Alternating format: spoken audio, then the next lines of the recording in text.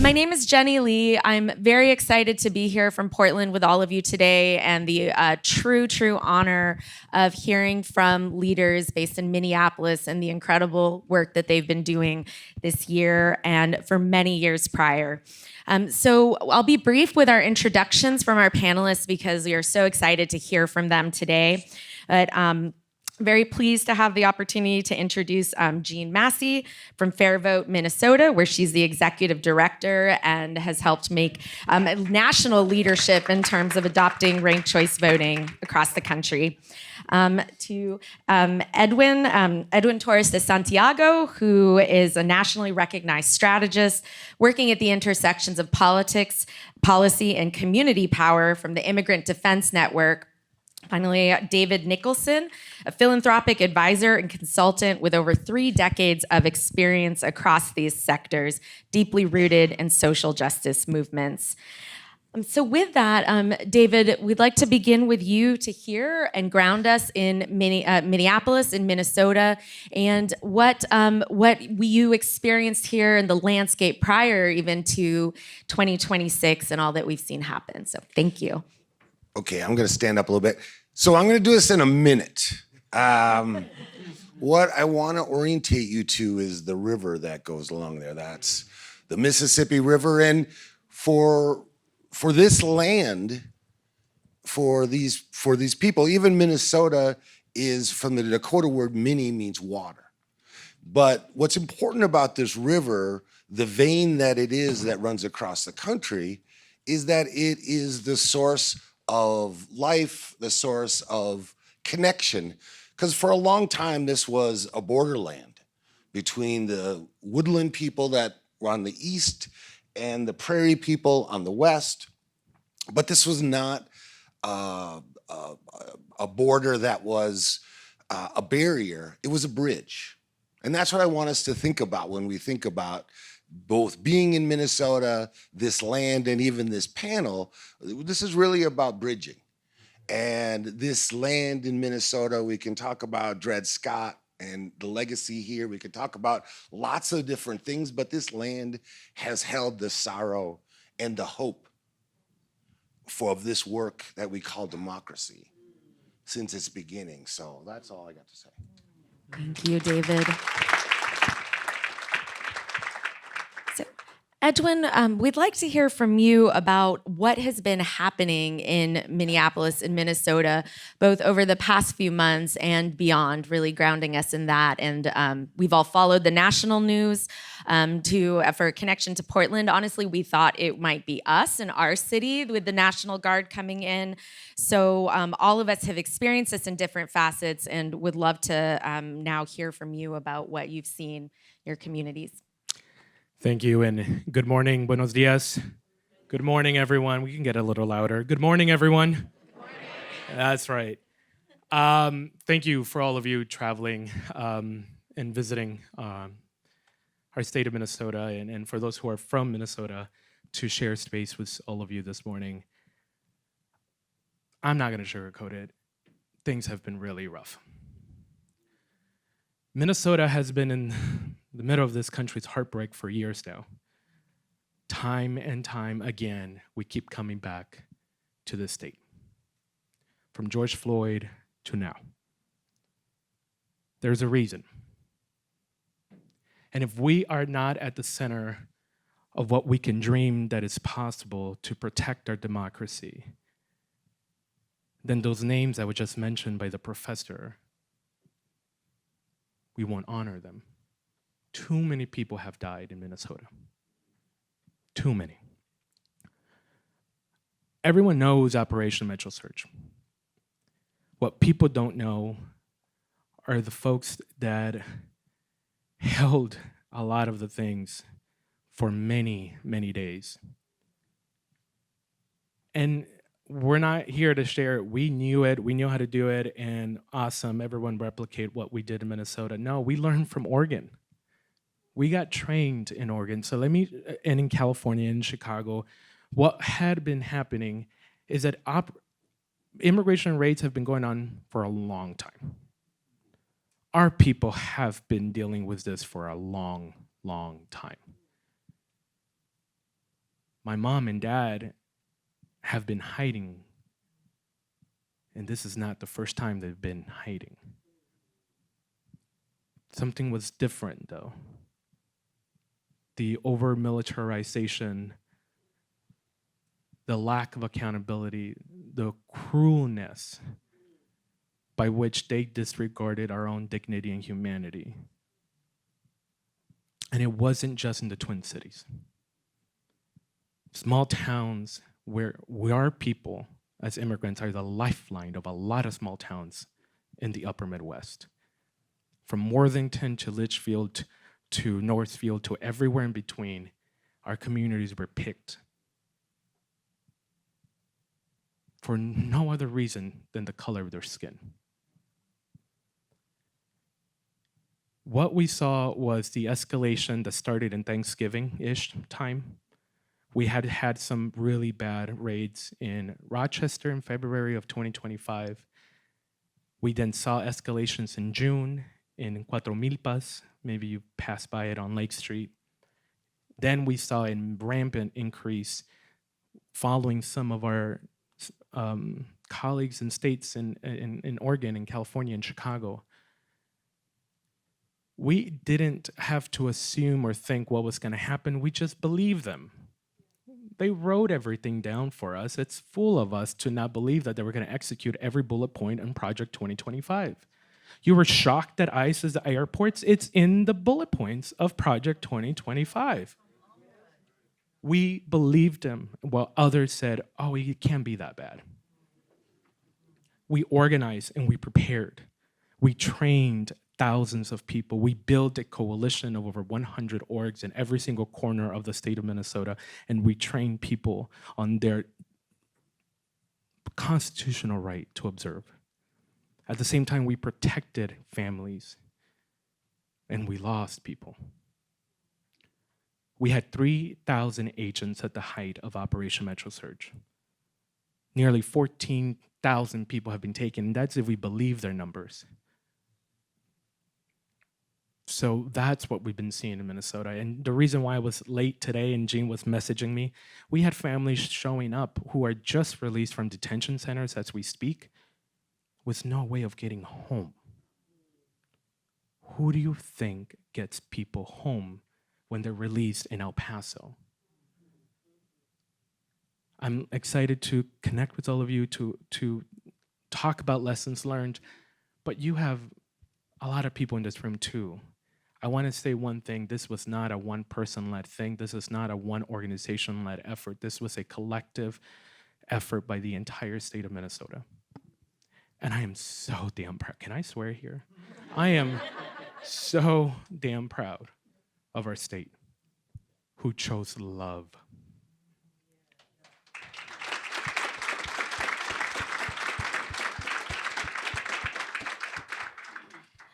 Thank you, Edwin, for speaking to that collective power of we recognizing how many folks came together to achieve this. One of the things we would love to hear about is how you came to this and how you engaged personally, what those contributions were.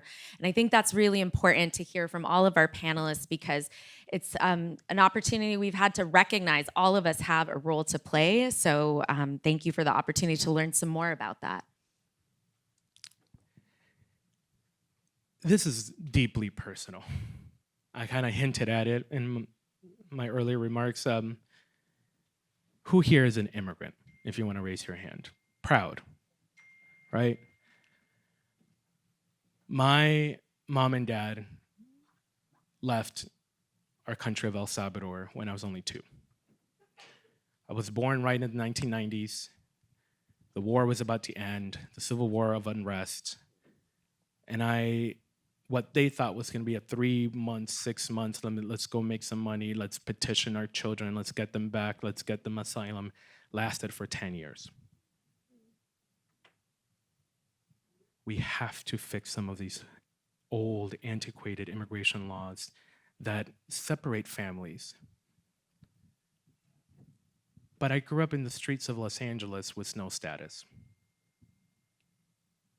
I came to Minnesota because out of all places, a small liberal arts school in the middle of nowhere gave me a full ride for college.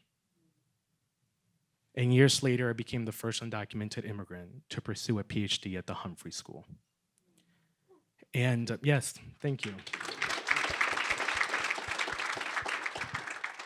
This work is personal. And I think most of us in the front lines, it is personal. It also comes with a lot of risk. I am deeply afraid if I will actually be naturalized one day, the implications of the work that we led on the status of my mom and dad. My information has been doxxed. I am moving because of the threats we received. My mom and dad were in hiding in a monastery out of all places.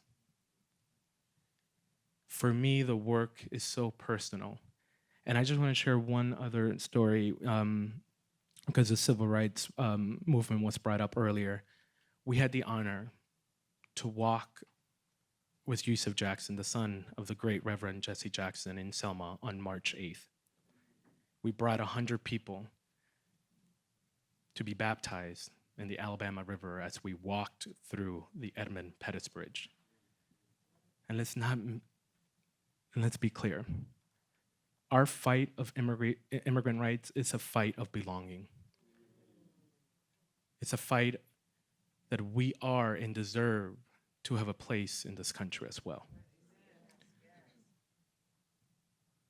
And we're reminded that as every movement, there is struggle, there is sacrifice. But what matters is how we collectively come together and enact change. It was brought up that yes, the Voting Rights Act that passed that summer of 1965, but we also, a few months later, passed the Immigration Act that was undone in the 1996 IRA. It's time again for us to have courage, for us to fight together, and to not silo our struggles per community. So the way we built the Immigrant Defense Network, it was a true intersectionality of collective power from every organization that has been advocating for their communities to come together and advocate collectively.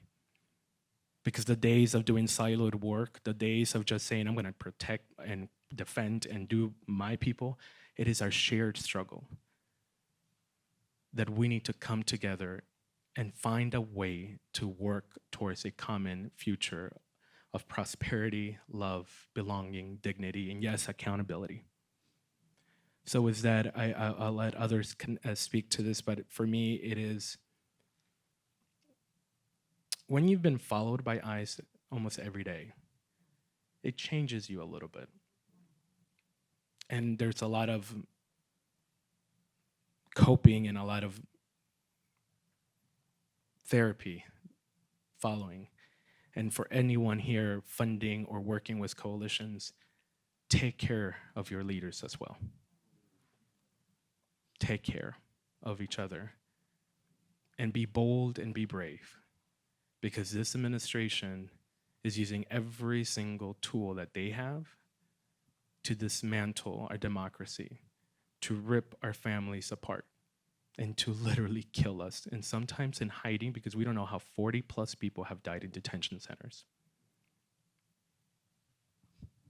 Thank you. Jeanne, could you share your story about how you came to this work personally and your contributions? Sure. First, let me all welcome you to Minneapolis. We're thrilled to have you here. And second, I just want to say I'm deeply honored to be on the stage with both David and Edwin, who are deeply personally impacted by the circumstances, not only of Operation Metro Surge, but others in a way that I have never been and probably will never be. And I represent a community that has helped come together around this very crisis. I think I'll build on what Edwin was saying, and that is the crisis that was created, the escalation, the speed of the escalation, the geographic concentration of the escalation, gave us a very unique opportunity to respond in a way we couldn't do if it kept being dispersed, if it kept being less visible to all of us. And what Minneapolis and what Minnesota more generally did was figure out a way to respond in real time, very organically, with purpose, with community, with voice, with power, and with intention. And we did it. And my story is one of many stories, which is I'm a community member. I'm a neighbor of impacted communities.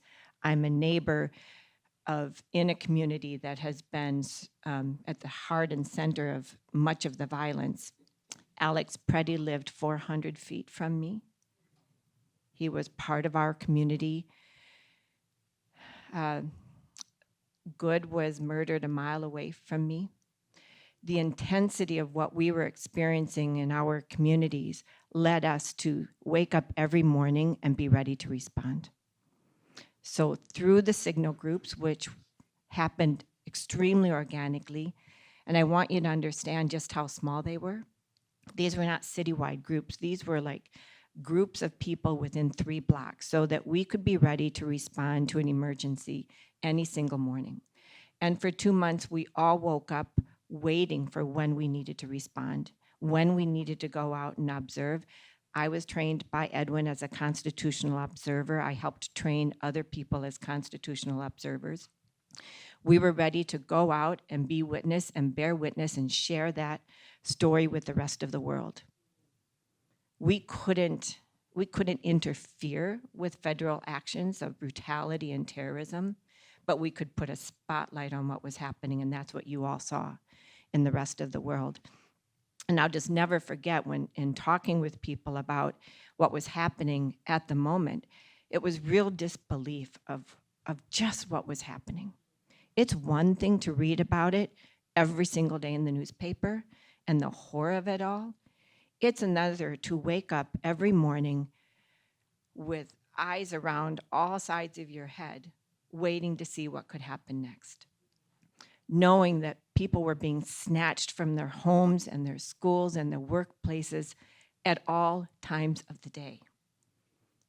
And we would be there patrolling businesses, patrolling neighborhoods, patrolling schools to make sure people were safe, and it was never enough. Edwin said the numbers, and that they continue to happen. It's never enough, but it gave us an opportunity to organize and respond to the indignities, to the terrorism, to the reality of what our federal government is capable of. I think that's what we all woke up to. How bad can it get? We all saw it. But despite all of that, our organizing in very organic, democratic ways gave us hope. And that's what we're spreading to the rest of the nation and to the rest of the world. We didn't back down. We won't back down. And we will make sure that across the country, this never happens again. And this is leading us into the midterm elections. This fight, this ability that we now have to fight back against the systemic terrorism, we now know how we can fight to preserve our elections in 2026. So I just want to say one more thing about what brings me into this. I work every day in thinking about our democratic systems. I work in advancing ranked choice voting, proportional representation, and dreaming of a true multiracial democracy all the time. But it's very deeply personal when you have to practice the democratic right of free speech, protecting your neighbors in a personal way. So of course I came at this, jumped into it because I believe deeply in our ability to build a democratic society. But I also know that our work is just beginning. And what I really have hope for is that this crisis, and when we're on the other side of it, we have tools to build back better. And we need to be ready to seize that opportunity. So again, thank you for coming. I'm really excited to be in this conversation with you. Thank you. How are we doing on? So yes, thanks, Jeanne. You It's can great. take more than 1 minute, so please do. Okay, 2 minutes.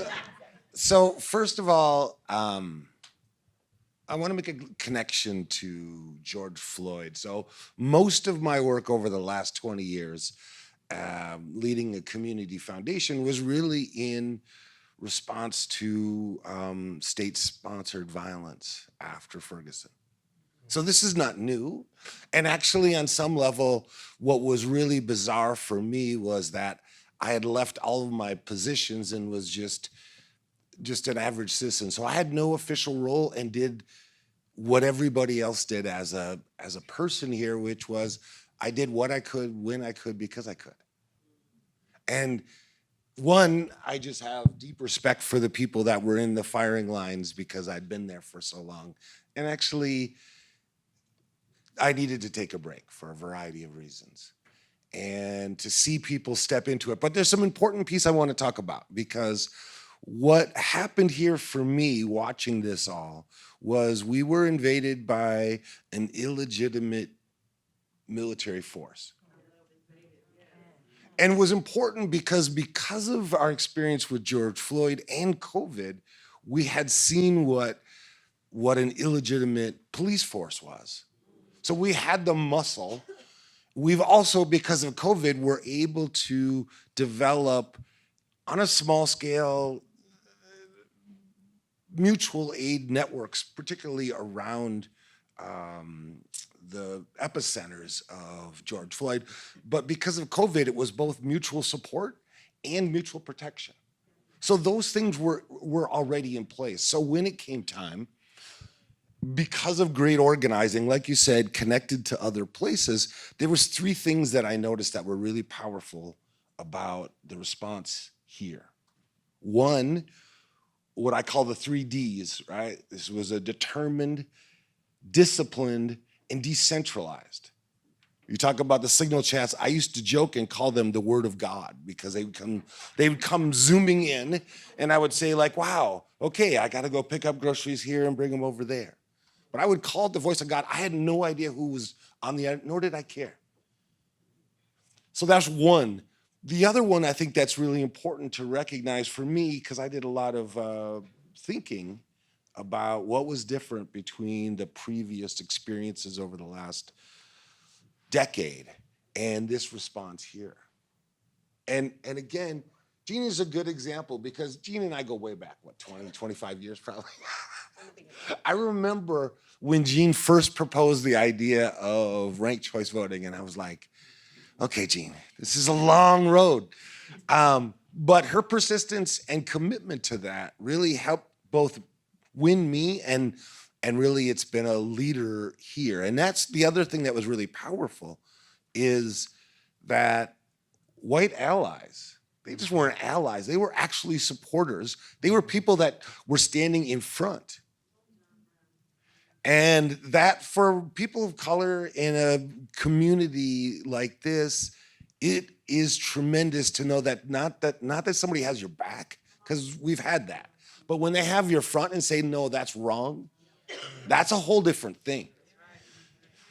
And then the last thing I'll talk about is what was really powerful for me. And again, the difference between fighting against and fighting for is profound. You know, we'd always talk about this, you know, oh, we're fighting for Black liberation with, you know, after George Floyd, all these sort of things, but really not. It was actually fighting against, you know, police violence or whatever it was. And really in my 20 years of working Headwaters Foundation for Justice and leading that effort, I saw over and over again how we got sucked into the narrative of fighting against. And this was the first time that I seen, and again, it was the thoughtful dedication that said, no, we're fighting for community. And that made everybody then see that their own, not only their fancy organizing words, your self-interest, but it was personal. That's where that determination came in. People were just damn determined. I'll give you one story and then I'll turn it, because it's, the one story that was really powerful to me is I have a friend, Shalini, whose kids are in high school, and, you know, Roosevelt, their high school, actually ICE agents came to. But here's the thing. There were 4 social workers, which is unusual. That's a lot for high school. But those 4 social workers organized 200 parents to go and visit every person that wasn't showing up, ask them what they needed. Their gymnasium was transformed into a place where there was all sorts of dry goods, foods, everything that people needed. And then they organized getting that to people. That happened without any real, we had amazing nonprofits that created the conditions, but people just took it upon themselves to make that happen. And that's the thing, that's one of the things that I want you all to walk away with is like, we're getting to the place in our democracy where this is not about, well, what do you get permission to do or what can you do? This is getting real. We had that moment of getting real, and it was the most beautiful thing I've ever seen. And I would go home every night and cry because of what I had to witness, the cruelty, the violence. But it was the most beautiful thing I've seen in 30 years. So I'll stop there. I just want to share some numbers that will bring your point. More than 70%, there's many groups that train people. The Immigrant Defense Network and our partners, over 100 organizations, train 35,000 constitutional observers. 70% of them are white women.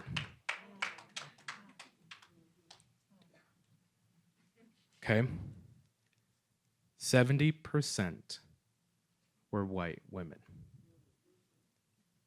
And then, the mutual aid story, we had a partner that showed up in the midst of January and said, I can help. And we were getting a lot of those, I can help. I was like, great, awesome. How do you want to get involved? I've been organizing mutual aid, and I've tapped into the TikTok influencers. That's awesome. Okay, where do you, I just need to know what families need the aid. Well, we have dozens of families who can't even pay it wasn't even getting an attorney, y'all. It was the filing fee increases to even get out of some of these circumstances. And yes, the attorney piece. So if you're an attorney in the room, please go get training on some immigration admin work because that was desperately needed. But I was like, okay, awesome. How much have you raised? Oh, it's not a lot. No, any amount is amazing. $1.4 million. And this is where one of our central mission of the IDN is you do not ask permission to organize your people. She organized her people.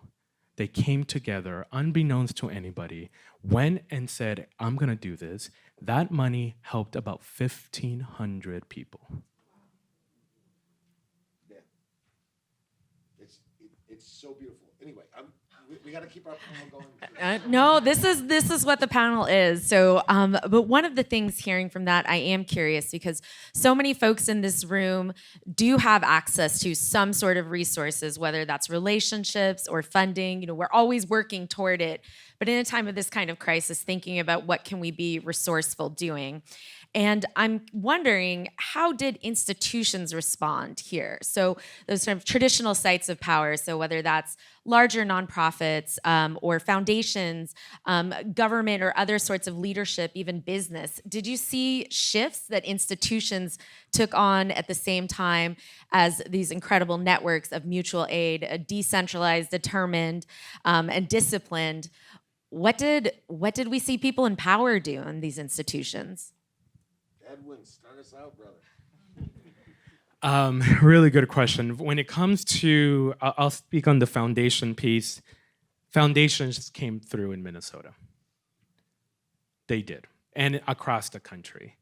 There was never going to feel like you have enough resources when, even if you have 1,500 people to take care of rent a month, that's like 1.5 million in our case. We had to then find that money every single month because helping someone not get evicted for 1 month is awesome, but doesn't give stability when we have no end to this occupation that we were experiencing. But I'm not, there were some foundations that I have yet to see a contract smaller than theirs, and it was just 2 pages. If you have that power, don't restrict how we use those funds. Some foundations stepped up. And that was a huge aid to a lot of organizations, and it aid to a lot of nonprofits as well, and a lot of nonprofits who were at the forefront who were now getting worried, are we gonna get indicted? They took some of our people, FBI did. It was a show.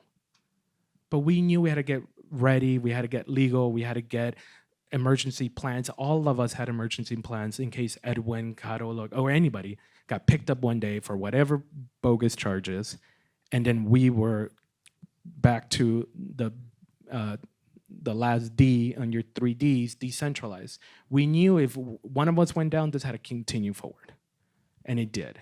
There were moments where I was not working, but I was in hiding. And but I would say to the foundations, they showed up. They supported, they helped. Corporate foundations, that's a different story. But when it comes to a lot of our foundations, they did. When it comes to a lot of elected people, I have never been more proud of our local electeds, and some of them are here. And you will hear from some of them. You know who was getting tear gas, pepper sprayed, shoved, kicked? It was them. They knew their role, and we worked together. And it was the elected officials at the local level and clergy who knew to show up.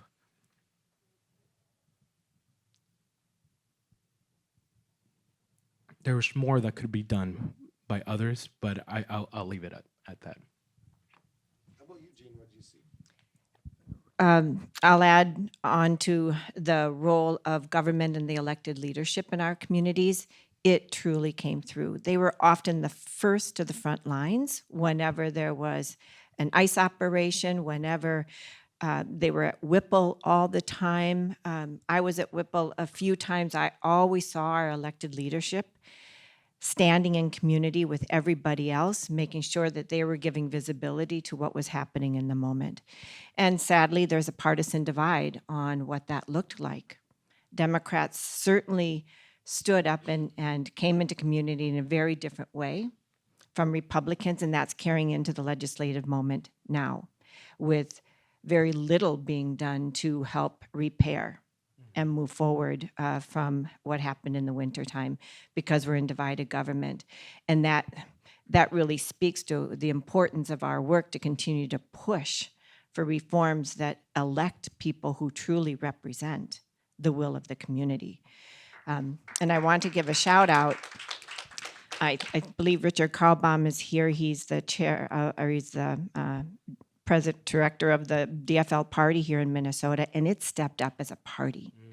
It provided constitutional observation training. It was always on the front lines working with the people. So those institutions truly mattered. Many of you read that some of the corporations did not step up in the way that they should have. We're homegrown to several Fortune 500 companies here in Minnesota. Target, among others, really didn't stand into the moment in the way that we needed them to and the way we demanded them to, and we're going to continue to demand that they do. Their voice is critical. This is not a partisan issue. This is between right and wrong, inhumanity and humanity. And every business should be able to find a way to say that to their employees, to their customers, to their leadership. The moral leadership we need out of business right now could not be greater, and we're not seeing it across the board.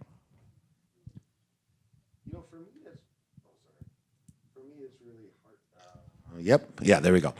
For me, it's really positive to hear, because after working in philanthropy for so long and working to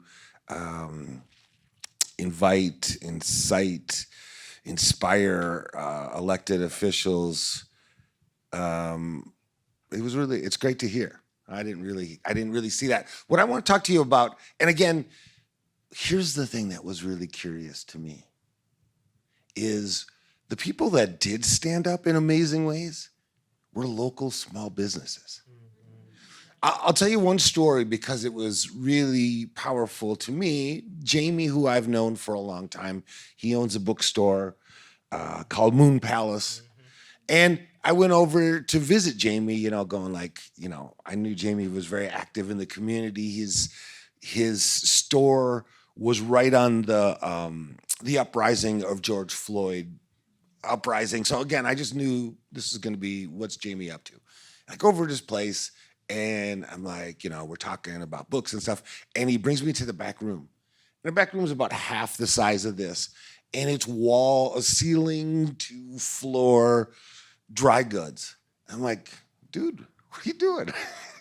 And he's like, well, we're one of the distribution sites for donations. I said, how'd you get into this? And he's like, logistics. I'm a bookseller, man. I can move, ship stuff. And so again, local businesses just recognized, well, again, they did that same sort of thing. What can I do? What am I good at? And they just did it. They didn't think twice. They didn't make a big deal out of it. They just did it. And so to see that civic sense of like, well, this is our community and we're a member of it. It was just really powerful. And that was all over the place. I'll tell you another Another story, again, this is how small and insequential my contributions were on some level, right? So Lake Street is this big, long street. Again, this was cold and wintry, but every 4 to 6 blocks, there was somebody that was there watching. And again, these were watchers, not warriors. And that was the key in the discipline. And so I noticed them one night and I was like, wow, they look cold. So I went to a local coffee shop, told them what I was gonna do, and they gave me coffee. And I go and bring it to all these people, just on my own, just a simple little thing, and said like, I see you, it must be cold, and I appreciate what you're doing. That sense, and I wasn't alone, everybody did something like that. They went out of their way to recognize that these are people that are stepping into a moment and to thank them on a personal level. This was beautiful. This was the most beautiful thing. It's why it's funny, my kids were just texting me saying, Canada has lowered their threshold to be citizens. We should get the hell out. And after seeing what I've saw, again, it reminded me, this is why I love this place, as good and for ill that it is. I'll stop there because I know we want to get to what are some lessons or what are some things that we want to inspire you to go forward with. And Before we do two quick things. One, a story, because it really heartened me in a way that your story, David, heartened you. In my neighborhood, it's home to several small restaurants. One of them named Clancy's. It was on the front lines. The restaurant has naturally, like almost every restaurant, immigrant workers that needed protection. The owner, Kristen, is an amazingly powerful woman and knew what to do in this moment. She had ICE agents go in disguise, scoping out what was happening in the restaurant, only to come back later to target their employees. So she had a plan, an escape plan, like almost all restaurants. This is just an example because it happened everywhere. She would have them go down the basement, and she knew how to turn off the light so that they couldn't turn on the light to find people. This is the kind of planning that they had to do to keep their employees safe. They were driven to work. They were driven home from work. They were protected in the workplace. Most of them stayed during all of this and because they were being protected. And then what does Kristen do? When things started to get a little calmer, when families could come out of the house, sometimes she opened up her restaurant in the afternoon, put tablecloths on all the tables, brought in all the children who had to stay home for more than 2 months to give them a place to come and play and be together. So they were all drawing on her tables. This is the community she is. This is the community she loves. And business owners and restaurant owners were doing this all over the Twin Cities. A very powerful example of how everyone really played their role in showing dignity. The other comment I wanted to make was on the music industry. Music stood up. Go Bruce, go all these people who music has always been a voice of resistance. And it really has come out in this moment for Minneapolis and for the nation, and I'm hoping that that just continues. Hearing from you all directly about what happened is very different than seeing it in the news. Being and sharing space with you is how I think we can draw so much courage, and those stories give us inspiration because as an observer, or from someone from another community, it's the scale of what was experienced is just truly mind-boggling. And so thank you for those stories of inspiration. We would love to hear some more about what lessons you think we can bring, especially to a room full of democracy advocates who are deeply committed to racial justice. So we can open that up to whoever would like to share first. David? No, okay. Sure, it goes. I'll start with one sort of lesson for you all is, for me, the biggest thing that was the most dangerous thing for our democracy is the untruthing. Or, you know, if you're an Orwell fan, sort of the newspeak. So we had to be ready for that. First of all, to create and lift up the real truth. And that's part of the whole Witness and Not Warriors was really about videotaping. So that was actually defining, no, this is a fact. The next piece was to actually recognize that if they can't shift the facts, then they'll shift perspective. So actually to be really clear, what is the perspective? That's part of that was a little bit about making sure that people could see the whole context rather than the snippets of this interaction. The next piece was really about propaganda. Recognizing that what they're going to do is they're going to start talking about, you know, these infractions that people do. Oh, you were interfering with the police. And really being able to create a sense of like, no, this is what people are doing. They're just blowing whistles. And the last thing is to deal with the lies. So that's all the untruthing. And dealing with those lies were profound. I mean, we saw it really clearly after the two shootings when it was like, well, these are domestic terrorists. And what I would ask people, again, at the moment when that was happening, people were like, well, it's hard to tell. And I would say, listen to what they said for their last words. I'm not mad at you. And are you all right? Is that what domestic terrorists say? No. So we could see right through their lives. But so one of the big lessons is be ready, because when it happens, it comes fast and it's overwhelming with social media and it's a flurry. So that's one. My lessons learned are more for organizers. Have a good preparedness plan. Have a really good plan that's going to protect yourself, your family, the people you work with. Have the highest settings and security before you engage in some of this work. For our organizations and partners, believe and trust communities impacted. Let them lead some of this work. Let them lead most of this work. Fund them when they need funding. Help them when they need help. And actually, one of the things I learned in January, people were ready to come to help. But sometimes even just throwing, do you need a wellness day? Great, go ahead and plan your own wellness day, but we'll give you the funding for it. That was even hard too. Like if you're gonna come and help entirely. learn what you're capable and have the capacity to do. But even at moments where we had no rest, even at moments when we had no food, I lost like 30 pounds in 60 days. And the weight, the taxing that it does on your mental psyche, just know that's a lot. So for organizers, protect yourself. Learn when your body is telling you it's enough to rest. Pass the baton to somebody else. Let them carry that work. That's what we had to learn very quickly.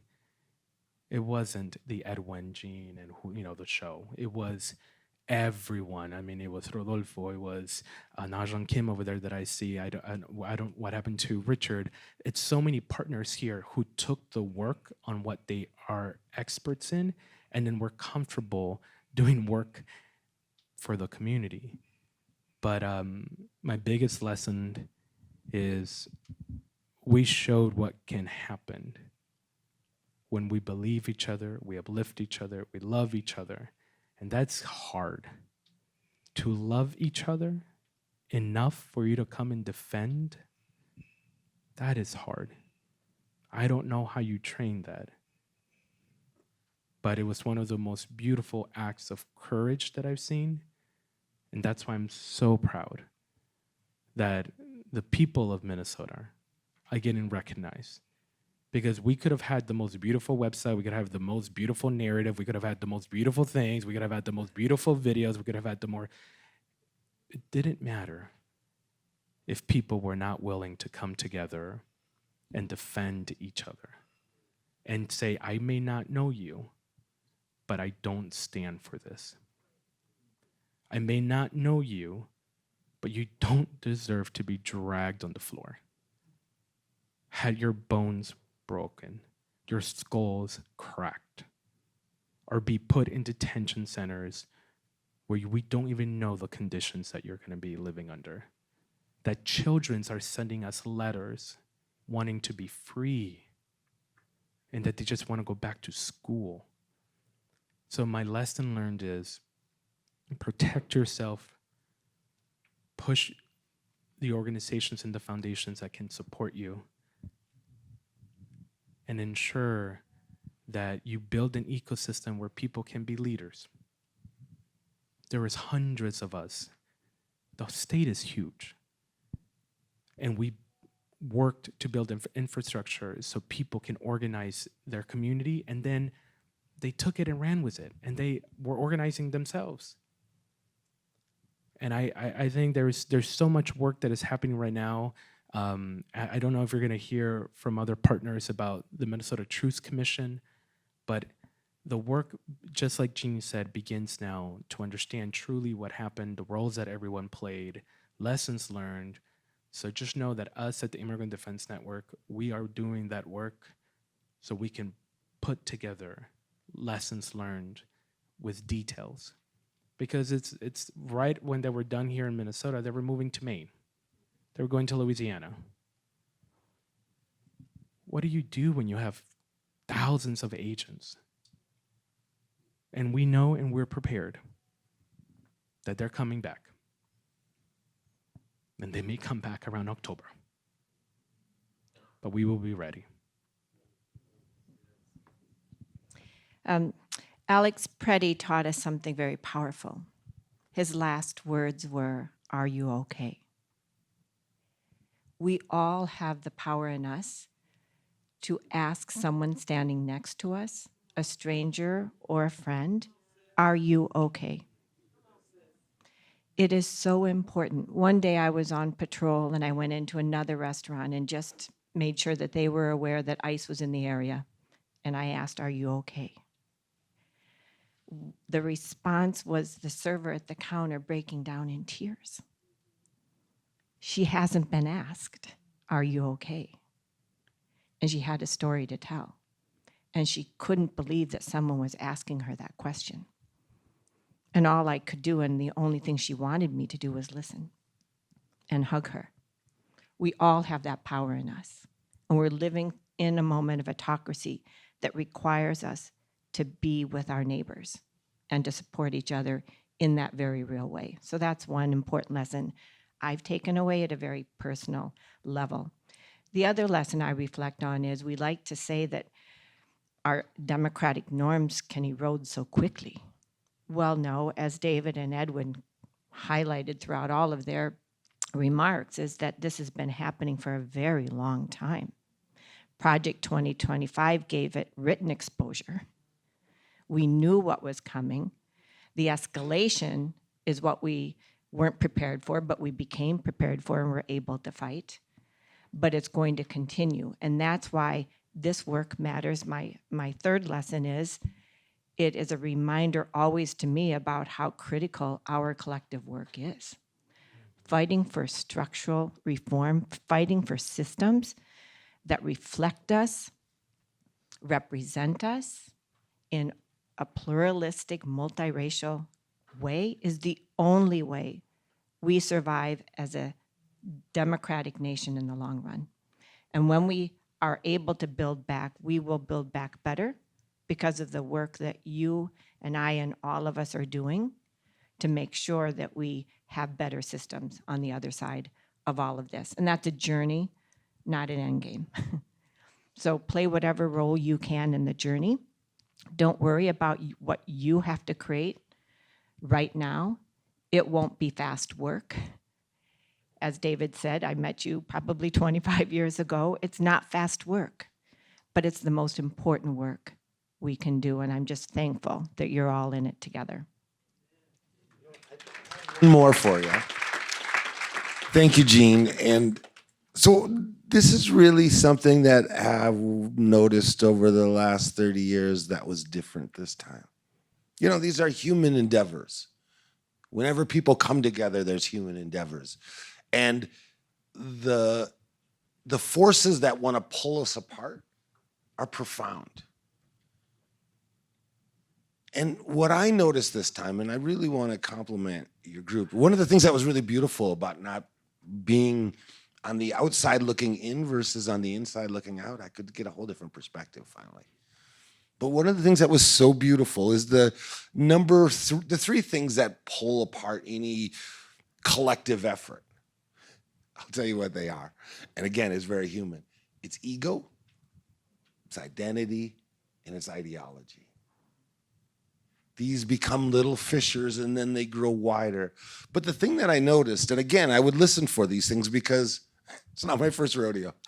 It's not even my first time kicked in the teeth in a rodeo. But I was listening, what I really heard was people calling in, not calling out. That's not how we are. And it was the important part was the we. There was this identity of, no, we're better than that. You may have a bad moment. You know, people are under tremendous stress. The stakes are high. But that was the thing about this sense of care and like we're in this together. That was truly beautiful. And it was one of the things that was the glue that hold this together when things wanted to fall apart. So. That's such a deep gratitude to all of you and all of the people of Minnesota who were a part of this incredibly courageous moment. And I know, think I can speak for us that what we've heard today has given inspiration and deep wells of courage that we can draw on, and lessons as well as values I think we can reflect on over the course, especially for the rest of the day. And our cohort to hear this has been just incredible to, I think we all can see that we have a role to play, that we also are working toward a vision of an equitable democracy, and that this really speaks though to the core and the heart of who we strive to be as people. So thank you all so much. Hey, if you made it to the end of the video, you must have liked what you saw. So you should head over to our website, equitabledemocracy.org, so you can sign up for our mailing list and stay up to date on all the new things we're working on. Also, if you want to head back to our YouTube channel, you can listen to our award-winning podcast, watch riveting documentaries, or check out new content just like this.